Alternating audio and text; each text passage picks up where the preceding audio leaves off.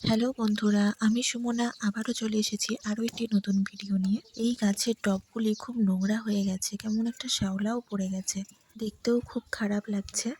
ভাবছি এই টবগুলি রং করব, তাহলে দেখতেও বেশ ভালো লাগবে। সেই জন্যই টব দুটিকে ভালো করে জল দিয়ে ধুয়ে নিচ্ছি।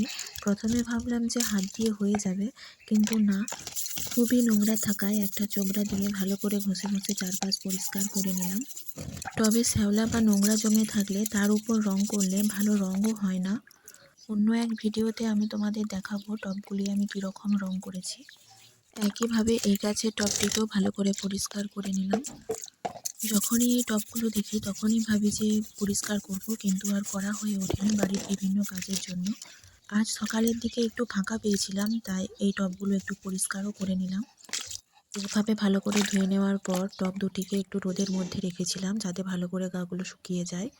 আজকের মতো এখানেই ভিডিওটি শেষ করলাম। Thanks for watching, by.